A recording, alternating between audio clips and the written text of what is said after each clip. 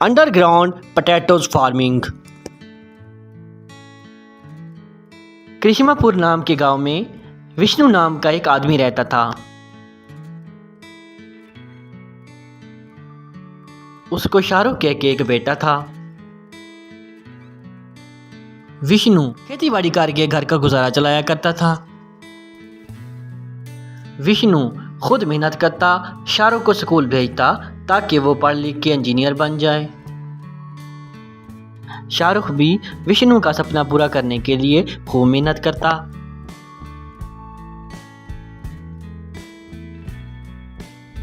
यूं एक दिन विष्णु की पत्नी विष्णु से, अरे अरे देखो जी, शाहरुख अब बहुत बड़ा हो गया है, इसको अपने साथ ले जाओ और खेत में काम करवाओ। इस तरह आपका भी हाथ बढ़ जाएगा। यूं फजूल में पढ़ाई लिखाई करके इसने क्या करना है। अरे नहीं नहीं, मेरा बेटा मेरी तरह खेती बाड़ी नहीं करेगा, वो पढ़ लिख कर बड़ा इंजीनियर बनेगा। विष्णु बहुत मेहनत करके खेती करता और हर साल आलू की फसल उगाता। इसी कारण उसकी फसल बहुत अच्छी होती। शाहरुख ने गांव के स्कूल से अपनी पढ़ाई मुकम्मल कर ली थी, तो विष्णु ने उसे इंजीनियरिंग की पढ़ाई के लिए विदेश भेज दिया। यूं कई सालों बाद शाहरुख इंजीनियरिंग की पढ़ाई करके वापस गांव आया। विदेश में उसे एक बहुत अच्छी नौकरी का ऑफर हुआ, लेकिन वो गांव के लिए कुछ करना चाहता था, इसलिए वो अपने गांव वापस आ गया। तो विष्णु शाहरुख से, अरे बेटा, तुम विदेश से इंजीनियरिंग का पढ़ाई करके आए हो, मुझे बहुत खुशी हुआ। लेकिन विदेश में इतना अच्छा नौकरी मिलने के बावजूद तुम विदेश छोड़कर यहाँ क्यों चले आए? अरे नहीं पापा, मुझे वो नौकरी नहीं करना। मैं इसी गांव से ही आगे गया हूँ और यहीं रह के इसी गांव के लिए कुछ करना है। मैं यहाँ एक पाठशाला बना के सब बच्चों को पढ़ाऊँगा। उस गांव में एक जमींदार रहता था।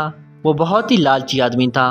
वो लोगों की ज़मीनों पे ज़बरदस्ती कब्जा करके उनको वहाँ से निकाल देता। पुलिस भी उसी का ही साथ देती थी। अरे आशू, ये खेत जमींदार साहब का है और तुम काफी अरसे से यहाँ कब्जा जमाए बैठे हो। अब ये खेत तुम्हें खाली करना ही पड़ेगा। अरे नहीं भाई साहब, आपको जरूर कोई गलतफहमी हुई होगी।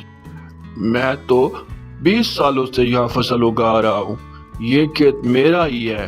अरे नहीं नहीं, इस खेत के कागजात जमींदार के पास हैं। अगर तुमने ये खेत खाली नहीं किया तो तुम पे केस भी हो सकता है।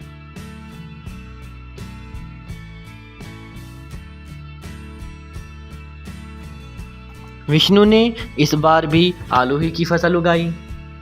उनको बहुत खूब फसल हुआ।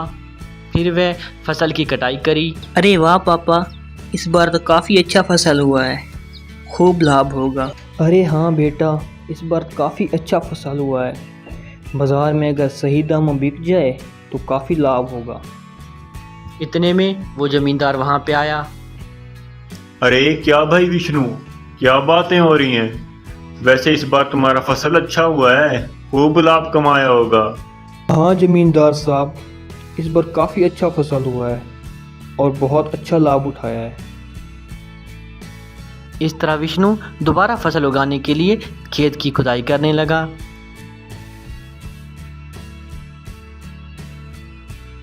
इतने में जमींदार वहां पे एक पुलिस इंस्पेक्टर को लेके आया।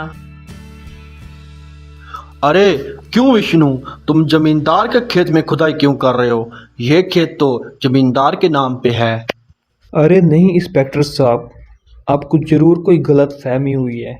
मेरे पूर्वज भी इसी ज़मीन पे खेती करते हैं, ये खेत मेरा ही है।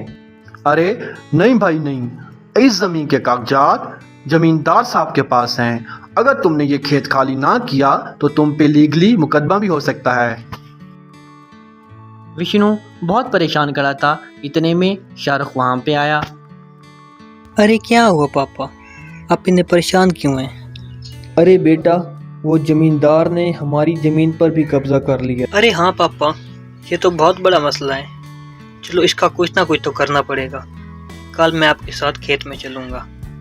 फिर वह खेत से दूर एक जगह खुदाई करने लगे। थोड़ी देर में उन्होंने वहां पे एक बहुत बड़ा गड्ढा खोद दिया।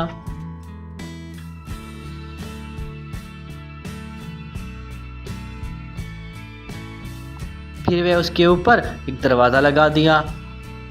फिर वह अंडरग्राउंड जाके जमींदार के खेत के नीचे अपना खेत बनाने लगे और वहाँ पे आलू की फसल उगाई। कुछ ही दिनों में उन्हें वहाँ पे एक हरा भरा खेत उगाया।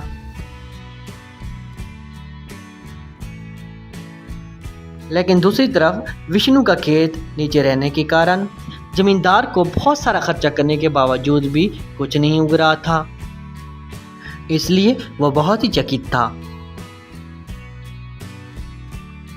एक दिन शाहरुख अंडरग्राउंड खेत जा रहा था तो जमींदार उसे चुपके से देखने लगा। अच्छा तो ये बात है, वही तो मैं सोचूं मेरे खेत में इतना अच्छा फसल क्यों नहीं उग रहा, इनका कुछ करता हूँ। तो अगले रोज जमींदार पुलिस इंस्पेक्टर को लेके विष्णु के घर आया। अरे क्यों भाई विष्णु, तुम जमींदार साहब के खेत के नीचे क्यों फसल उगा रहे हो? ये खेत तो जमींदार साहब के नाम पे है। अरे नहीं इंस्पेक्टर साहब, हमने तो अपने ही खेत में फसल उगाया है, जमींदार के नहीं। अगर यकीन नहीं आता तो जाके देख लें। इस तरह आप लीगली हमें कुछ नहीं कह सकते। ये सुनकर वो दोनों ही दंग रह गए और शर्मिंदा होके वापस चले गए।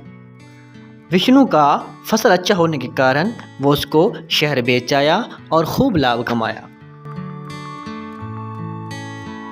विष्णु अंडरग्राउंड खेती करके हंसी खुशी जिंदगी बसर करने लगा और शाहरुख उसी गांव में एक पाठशाला बना के बच्चों को शिक्षा देने लगा।